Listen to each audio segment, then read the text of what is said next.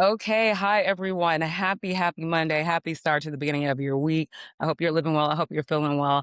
I'm your host with the most, Shelbie Morgan, for the Hustle, Budget, and Glow podcast. So I have a really dope and amazing guest on my show today. If you're tuning in live, I appreciate you. Thank you for hopping on. If you have any questions, put those in the chat. I'll be able to ask our amazing guest, Henry, as we're going throughout the show. But let me give you a little background real quick before I introduce my guest. His name is Mr. Henry DeVries. He is a phenomenal author, writer, content creator, CEO, professor. He's done it all. And he owns a indie book publishing company. So if you have a story in your heart, on your mind, ever written anything in your life, want to write a book thinking about it, or just love to read, then you're in the right place. So we're gonna have a lot of fun today. I have some cool questions to ask him. This is a good vibe, chill vibe community. Like I said, if you have questions, type them in. Let me know what you're thinking, what you're feeling. I'm gonna go ahead and pass it to Henry and introduce him. Henry, tell the people about yourself, who you are, where you're from, any cool facts, and let's have a fun show. Shelby, so great to be here. Thanks for inviting me. I run a company called Indie Books International, and we work with people who are in the business of expertise. There's experts, and they sell their expertise either through consulting or through a service. And we help them market with a book and a speech, and we help them produce a book that they're proud of. That's key.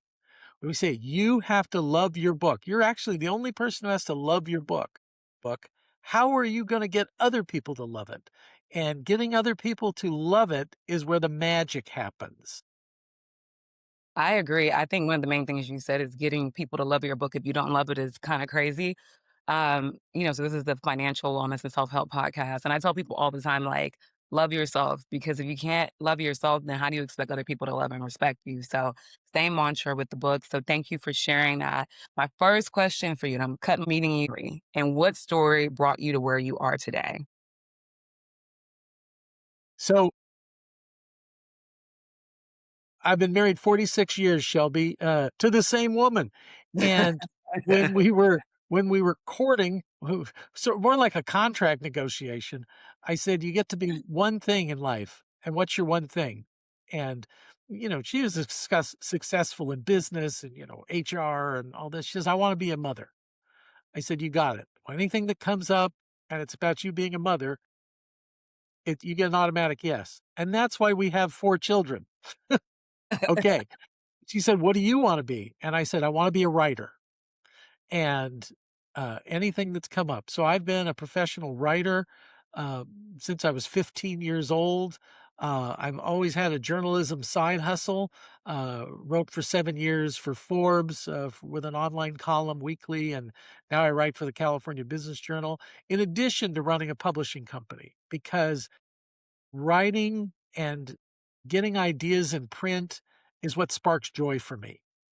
And it goes all the way back to the company I formed.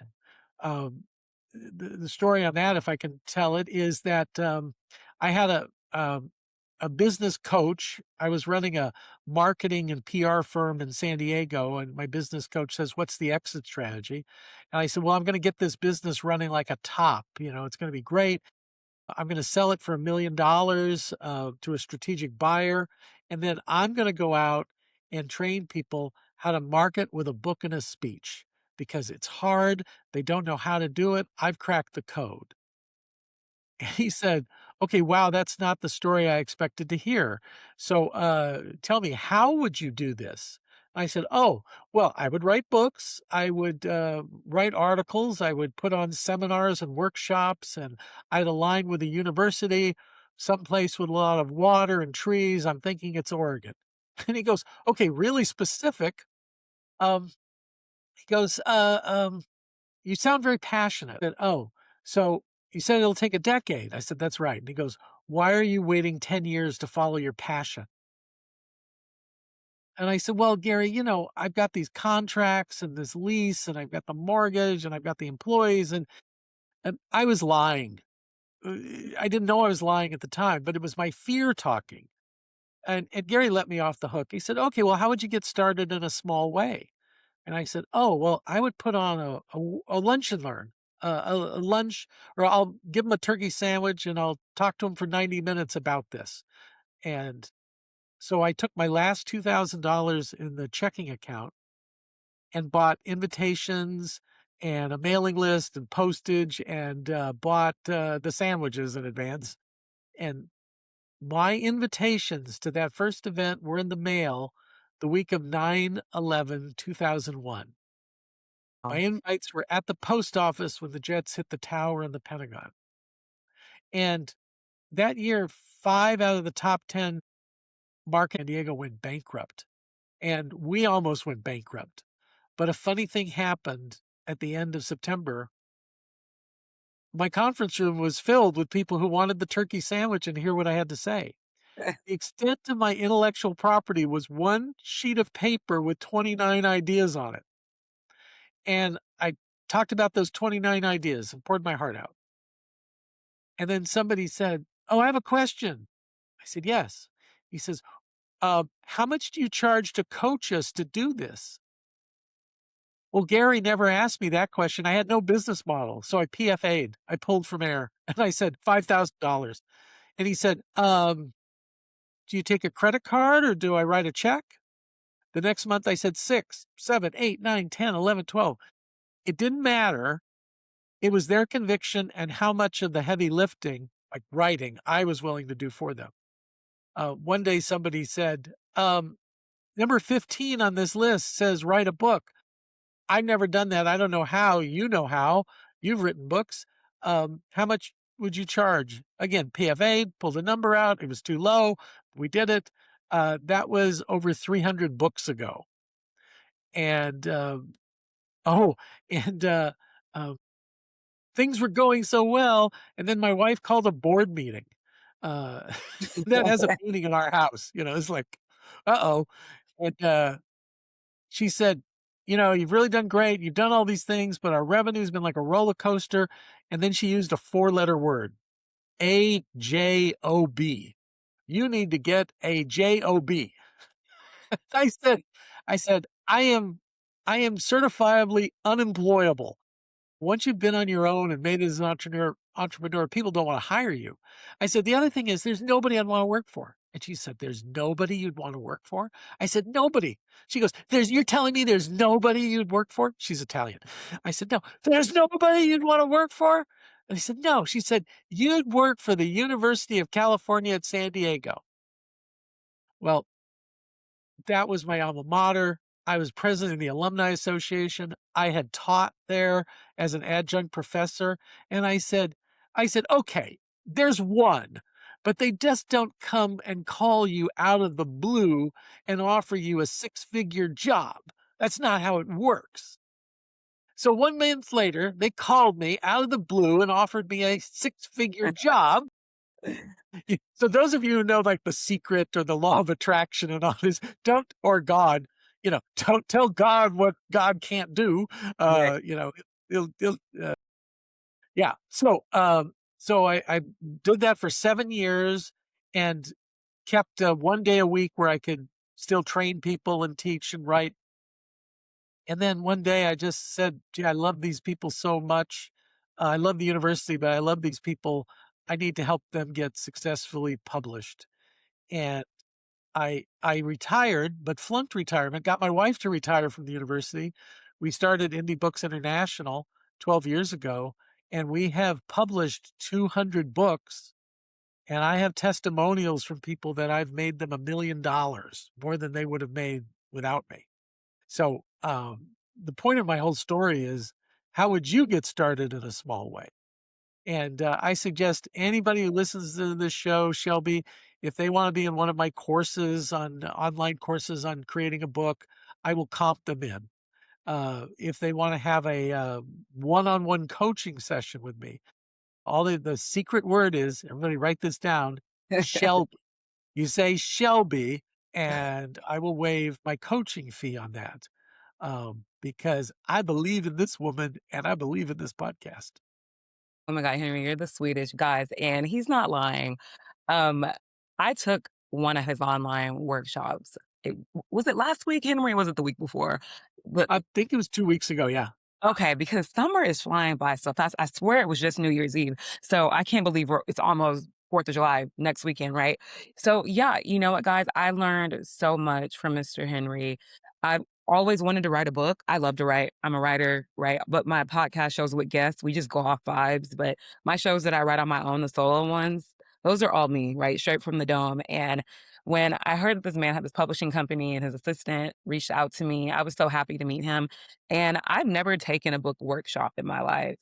People that love to write just love to write, but it's never a bad idea to have strategy and structure, no matter how passionate you are, no matter if you're an entrepreneur. Everybody needs help at some point, especially when it comes to getting your story across. So, this man gave us 7 questions.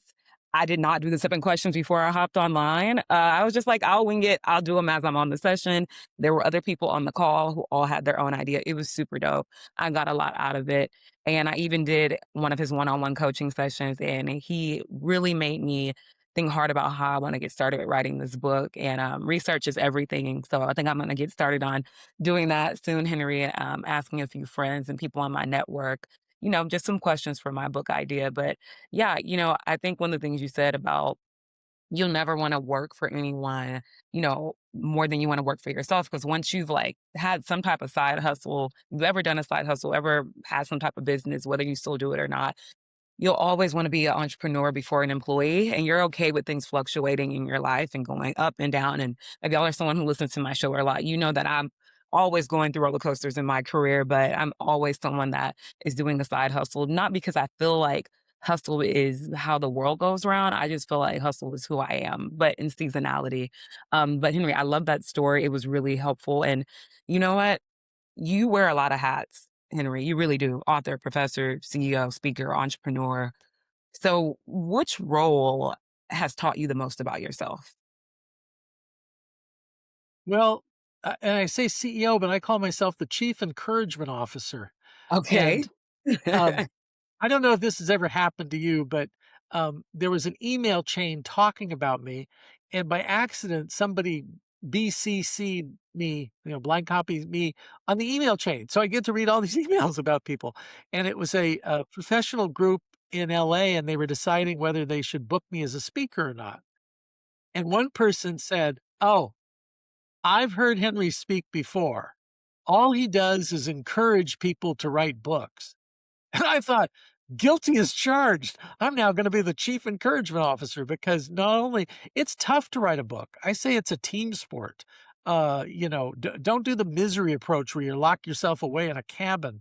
You're named after the Stephen Yes. King movie novel. Don't do that. Get a co-author, get a developmental editor, get somebody who can bounce ideas off of you and encourage you. And that's as a book architect, that's what I call myself now, a book architect. I help you put together the blueprint. I tell you what's working and not working.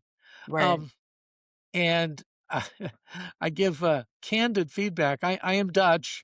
We were talking about the World Cup and different people in Dutch. Our thing is just we don't sugarcoat things. We just say it. We're not mean. We just like, we're truth tellers. So a man named Mike called me. Mike was an executive in the Silicon Valley, and he had found 5 of my authors, people I'd helped ghostwrite books for, and he interviewed them. And then he called me up and said, "I've interviewed 5 of your authors. I have decided to hire you." This is our first conversation. I said, "Oh, okay, that's interesting. I'm curious, what did they say?" He said, "They all said the same thing." And I said, "Oh, what's that?" "They all said you were honest." "Oh, Shelby, I'm kind of like Jeff puffs up a little with pride, "Isn't that the reputation you want?" And then Mike continued. He said, "Yeah, one of them said he told you his idea for the book, and you said, 'Well, nobody's gonna buy that book.'" And I said, "Yeah, sometimes brutal honesty. I'm working on the brutal part. We're trying to be more nurturing and encouraging to get people to get books done. But you don't need a coach that's just going to say, 'Great, write some more. This is great.' You're doing, what was that? The comedian Tom Papa. You're doing great. Look at you. You're doing great. You don't need that person. You need No. somebody who gives it to you straight." Yeah, everyone doesn't need a participation medal. And I know that sounds tough, but I feel like kids nowadays, they get a lot of like Thanks for participating. Congrats on completing this." And, like, they were the worst player on the team. And I'm 34, but, like, growing up playing sports, you didn't get a participation medal. Like, you got a medal if you actually did something. And as brutally honest as it was, I feel like as a millennial, I was taught that, like, you win some, you lose some, but even when you lose, you still win because you want to go and be better. So I definitely agree with you on that. And okay, the story that you said about not locking yourself in a cabin, you told me you locked yourself in a quote unquote cabin for 6 days and wrote a book. So I how did have. how did I you just push don't recommend it. you did it though. How did you push through? I How do did you and I don't usually do cabins, I do resorts, but then, Okay, that's like, better. I don't shave or shower for 3 days, fresh food brought into the room and, just crash and then keep going. You can do this.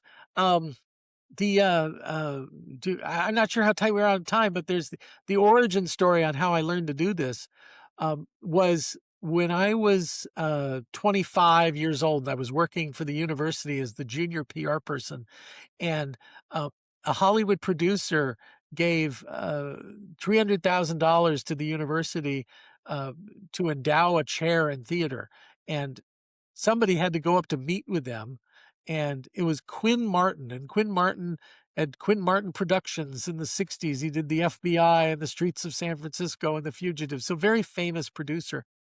I go up to meet him. We have lunch.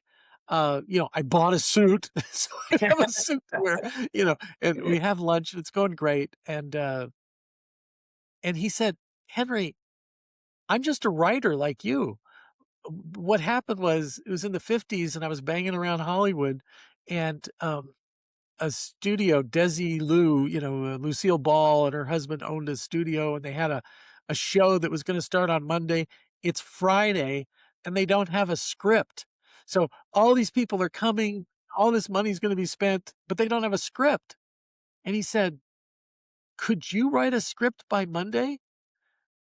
And he says, "You get asked a question like that, your answer is, 'Yes, I can.'"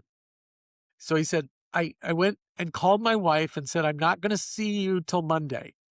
And he checked into a cheap motel and just wrote nonstop and came in Monday morning with his screenplay and, for the script for the show, and they said it was so good, would you be open to being an assistant producer for the show and work with writers and get scripts done? You know, Right. "Thank you for asking. Yes, I would." Doesn't know what it means. That job, but say yes. It's like improv. Say yes. So he says yes, and then he's doing this, and, this show's making a lot of money, but not for him, and he asked somebody like, "How do you become a producer?" He said, "You say, 'I'm a producer,' and then you go to the people with money and say, 'Here's my idea for a show.'" And and he says, "So I did that, but it's all because I was willing to lock myself up in a motel for 3 days." 3 days. And so when things came up in my life, I would like, "Yes, I can." And I called my wife and said, "You're not gonna see me for like 3 days. Right. Somebody needs this project done," and do it. Once it was 6 days, um, if that's what it took, but I don't recommend it. Usually you can get a book done in 90 days. 90 days. And you That's still have a life. right. But 90 days, man, that's quicker than most people would think it is because like I said, the years already went by super quickly. I met someone one time, they told me it took them 10 years to write a book, right? But they had a lot of other things they were working on and they rewrote it 100 times. But Yeah. Yeah, it took them 90 days to write a book that just stretched it out over 10 years. That's right, all. right. A chapter a year. So, I mean, I Right. guess, but no, yeah, that is amazing. I love the grit that you and the person in the story had. And I know we talked about grit earlier and the people in the World Cup and our favorite things we've been learning lately about everyone visiting America.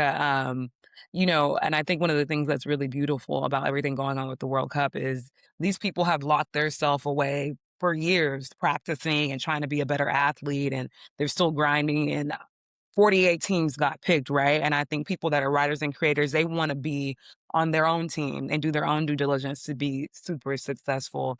But some people just don't get started, right? What do you think over the years have kept people from getting started on writing their story? Is it fear, perfectionism, self doubt, or maybe something else You're entirely? there. We call them the 4 traps, the perfection trap, that this Perfection. isn't perfect. If I only had more time, it's like, I'll keep Okay. working on it. And it's like, oh, and you read it and you go, this isn't perfect. Okay. You don't have to be perfect. It just has to be the best book you can do that shares helpful ideas with people to help them solve problems. That's all it needs to be. The other is the comparison trap. Well, this is not good as good to great, or it's not as good as Eat, Pray, Love, or whatever book you're comparing to.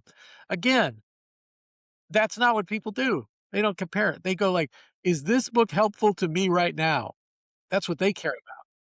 But then there's the belief trap. That's really hard, and it's hard for people to get started. Who am I? What do I know? You know what? So I tell the story like, be like a professor, be like a reporter. We don't know anything when we start. We just research it and then share it with others. I once started teaching a class called web marketing when I knew nothing about web marketing at all. My wife said, "What are you doing?" And I said, "Well, I knew I had to learn about this." So I decided I committed to teach the class, and the teacher learns more than the student. Um, and I knew I had that belief by the time the class started, I would know more than they knew, and I would share it. And as new things keep coming up, you learn it. So that's the belief. Belief, comparison, perfection. Those are the traps that stop people, and you got to get through them. Belief, comparison, Comparison, and perfection. perfection. Those are Okay. the 3 traps. Ladies and gentlemen, you heard it. Don't get caught in those traps. I feel like we all have at some point or another in our lifetime.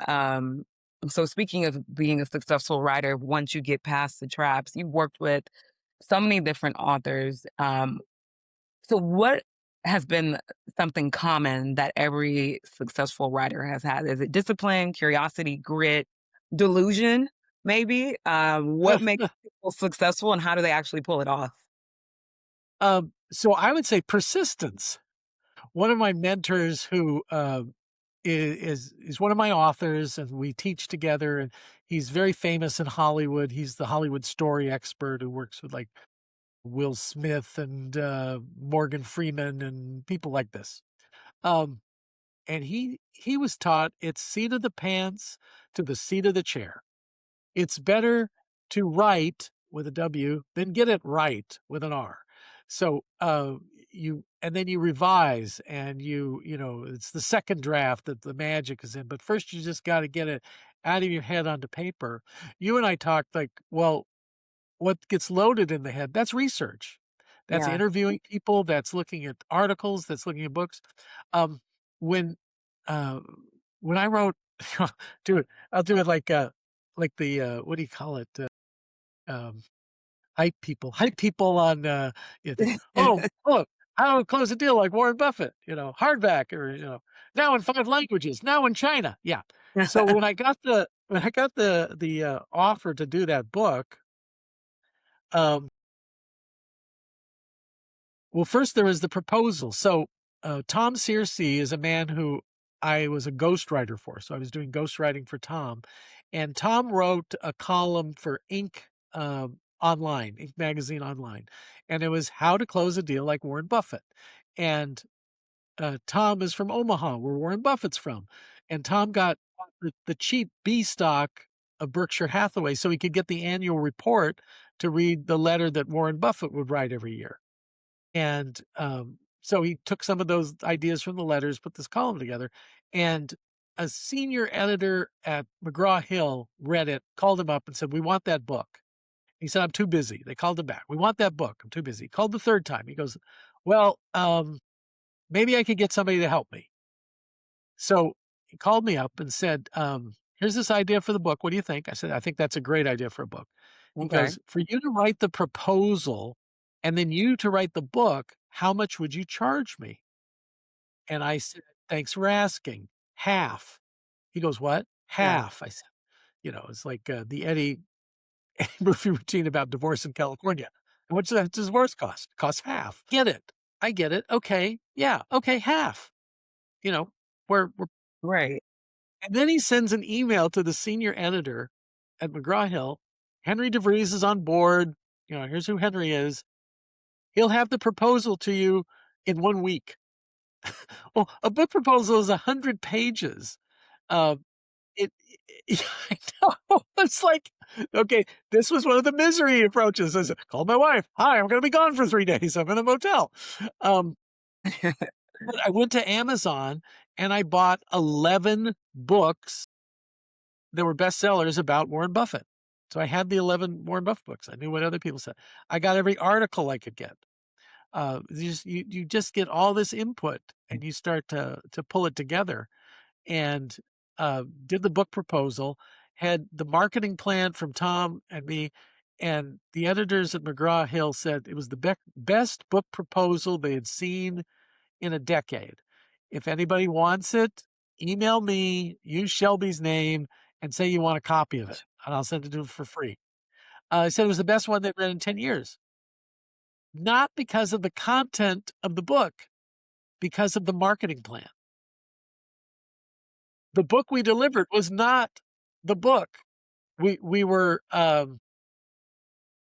again, like 35 days out from starting to deliver this, and um, Tom and I did not like the manuscript.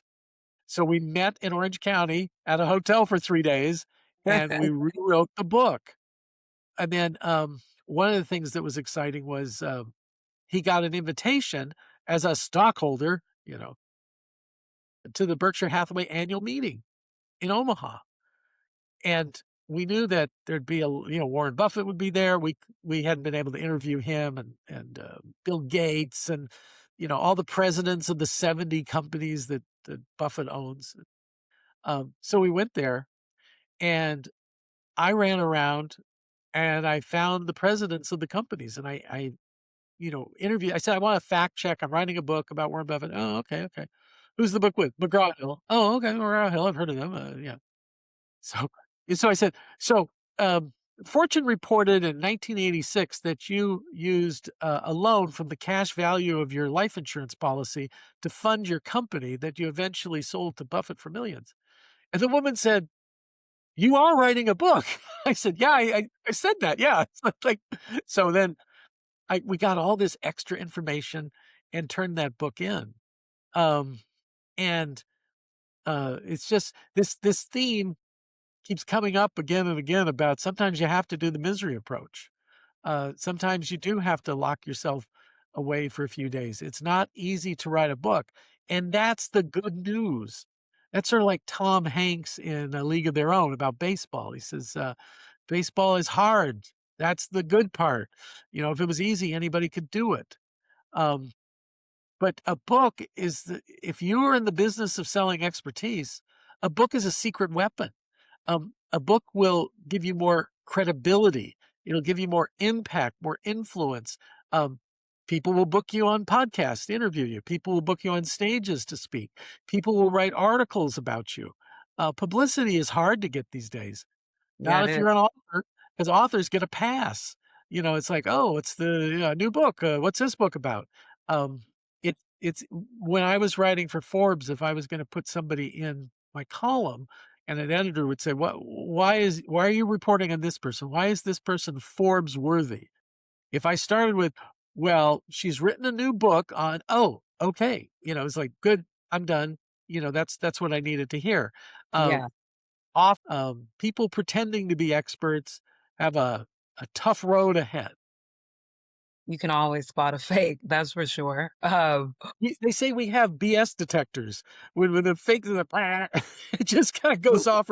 It's the sound of their voice, the look in their eyes. "How are you doing today?" Long pause. "Great." Okay. Your BS detector goes off right away. Yeah, I have really great woman's intuition. I can always spot a liar or somebody that's trying to fake the funk. Like I might not Usually it's a man whose lips are moving, right? That's usually, how you usually spot a liar. But yeah, okay. So sorry, old joke, hack joke, oh my God, no, no. Kind of like a dad joke. No, you're fine. kinda like a dad joke, yeah. What's your favorite book? By the way, we didn't mention that dad of yours, officer in the um, greatest leadership organization in the world. I don't think he would have taken lack of persistence from you on anything.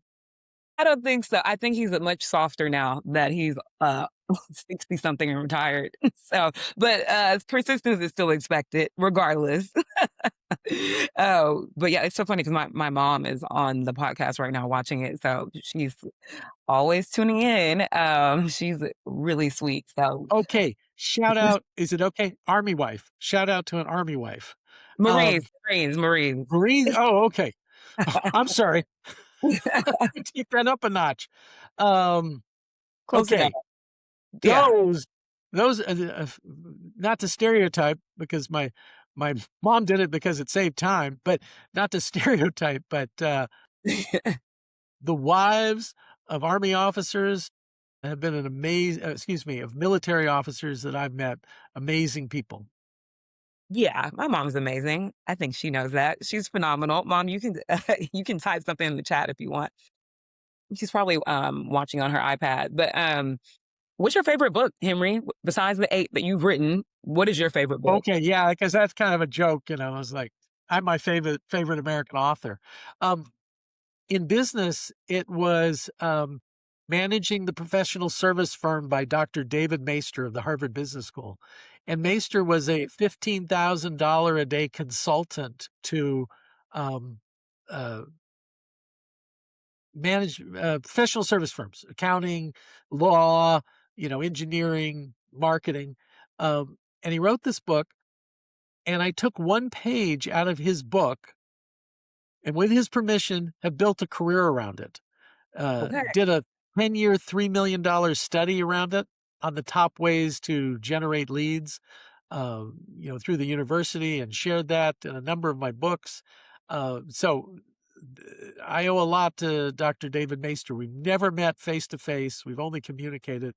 But I, I, when I was launching the firm, and after Gary said, how would you do it? Well, one of the things was go to Harvard. And I had to do all those traps like, oh, who am I to go to Harvard? Who am I to do this? So I applied to this special program for the leading management consulting firms in the world. And I heard nothing. I heard nothing back from them what I expected, except a month before the class is to begin, I get a phone call from the registrar at the Harvard Business School. They said, Mr. DeVries, we're confused. And I said, why are you confused? He says, well, based on the passion of your essay, we don't know why you didn't accept our offer to attend the Harvard Business School. What offer? I never got the letter. Did you know the U.S. Post Office is proud of the fact it only loses 2% of the mail?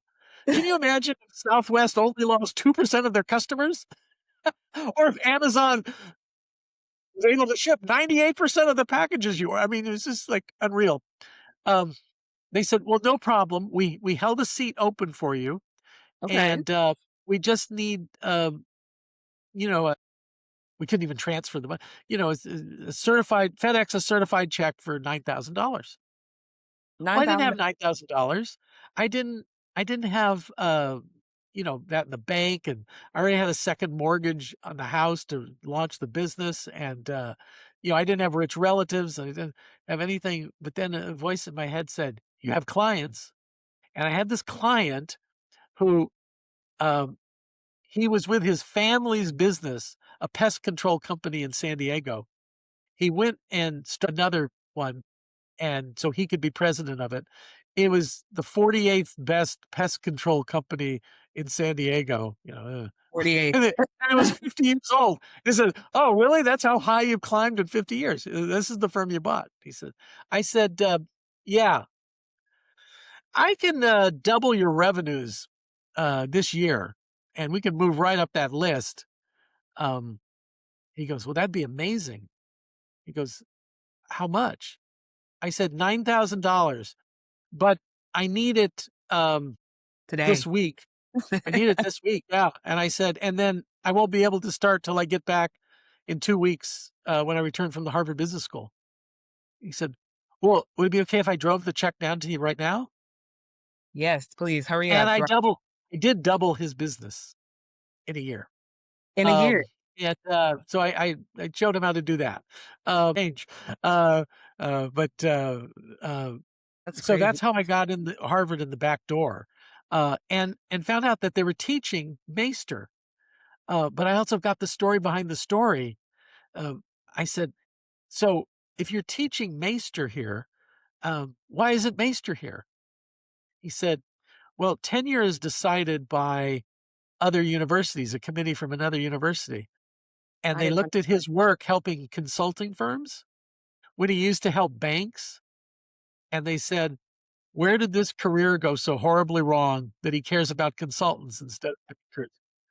And they did not give him tenure at the Harvard Business School. And he it's had a series of bestsellers and all this. Just an amazing teacher and very generous, would give on his website all these materials away. And his best thinking was in these books. Um, he reviewed one of my books and he was brutally honest about everything that was wrong with it. Spent all this time. yeah, And at first I was crushed. And then the second thing said, why is a $15,000 a day consultant spending all this time telling me everything I did wrong? To see if I'd be persistent and fix it and come back. that's what That's a mentor recurring story in my life too. So that's what I want to encourage people, persistence above all else. And that's why Managing the Professional Service Firm is my favorite book. guys, if you don't go get that book, I need to go get the book. I need to read it. I'll put that on my list. I have a Rolodex of books I need to read, but persistence is everything, right? And I also think you had a lot of people that didn't mind betting on you and come to bat for you, clients, people in your network, the pest control man.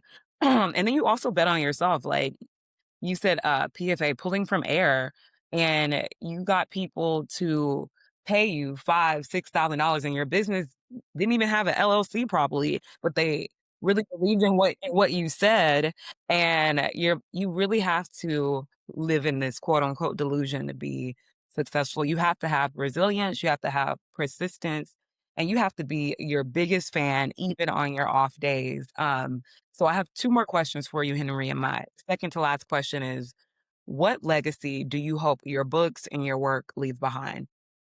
Mm. So I want people who are in the business of expertise to know that their brand should be generosity. My brand is generosity. So, it wasn't a move when I said, "Use Shelby's name and you get in the course for free." Uh, you know, that's 365. People pay me that. People pay me 365 for an hour of my time. Uh, Right. but the more generous I am, the luckier I get in business. So that's Dutch humor. What it means is, call it karma, call it kismet, call it what you will, call it law of attraction. But all these things, the law of reciprocity, all of these things, it doesn't mean a quid pro quo that if I help Mary, Mary's going to do something, but Mary's going to talk about me and other people are going to hear about it and we're going to grow. So in all my books, it's all about how to win trust, how to generate leads, how to be helpful to people, and then that all comes back to you, and you can then have abundance and share abundance. Yeah. Um, we all have our different faiths, but there's called the prayer of Jabez in what would you call the Hebrew Scriptures or the Old Testament, and Jabez prays to expand his territory so no harm would come to him. But what he's really praying for is to help more of God's other children.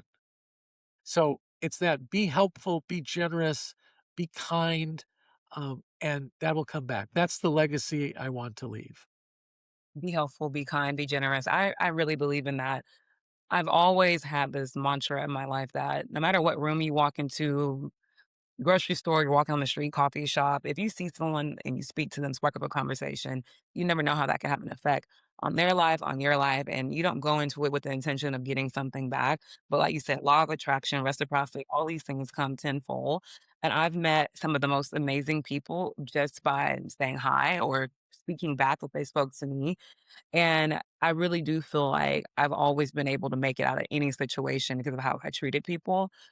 So I think you definitely ended that on a good note. And my final question to you, Henry, before we wrap up is tell people where they can find you. How can they show up? Mm. How can they support your business? How can they get into contact with Mr. Henry DeVries? Thank you. I have 2 websites. One is, persuadewithastory.com, and that's all my work on how to be persuasive through storytelling, and lots of free content there, lots of free, videos, um, helpful information. Okay, got it. The other one is Indie, Indie, books, plural, intl.com. It's short for international. Uh, it's so funny when I started this business, I said, "Indie Books, Indie Books International, that has a ring to it." It does. And now we've worked Thailand, Israel, France, Canada, Mexico. I guess they're like, "Oh, self-fulfilling prophecy. We are international." And then, indiebooksinternational.com, and then there's the events page, /events, free events, paid events where you can get involved. There's a place on the website to contact me and ask for what I call a book chat. That's that strategy session. Um, I do, 3 shows a week, uh Agency Rainmaker TV, Health Authority TV, and Wealth Authority TV. So lots of information on YouTube there. I have a weekly newsletter on LinkedIn. So it's Agency Rainmaker newsletter all about lead generation. And then I write regularly for the California Business Journal and share information there. So lots of entry points to get in touch with me. Yeah, I mean, literally, there's a plethora of ways to contact Henry or to keep up with him or to see where he's going. Henry, this has been so much fun as an avid reader, as a writer, as someone who's going to be working on my own story, my own narrative. This is the coolest thing that could have ever happened to me. I'm so glad I got an email. I'm so glad I got to meet you. Anybody who is listening right now or will listen later, make sure you tap in with what Henry is doing. Everybody has a story in them, but do you have the grit to actually pull it out of you? And I talk about hustle, budgeting, and glowing all the time on my show, but it's not just about finances. Bet on yourself, budget your time, budget your aura, budget your energy, and focus on your own narrative, your own story. Sometimes you got to write your own story for yourself and where you want to go in life before you can write one down. But I think meeting people like Henry and listening to the show and really taking in all what he said is a great way to do it. And I am not a professional business advisor or anything like that. I tell anyone on my show that you can take what you need and you can leave the rest. So thank you for tuning in. I hope you got a lot out of this episode today. And the best way to support me all the amazing guests that I have on my show and to support them is to hit that subscribe button on YouTube, to share the podcast with family, friends, coworkers, and to just keep building this community of hustlers, of people that are ambitious, of people that just want to bet on themselves. So if you keep doing that, the glow will shine. Thank you guys for tuning in. And with that, I'm out. Peace out, everybody. Have a blessed week. Thank you, Henry. Thank you, everyone that hopped on. I appreciate all of you. Be blessed. And you can always hit me up if you ever need anything. All right. I'm out. Thank you guys.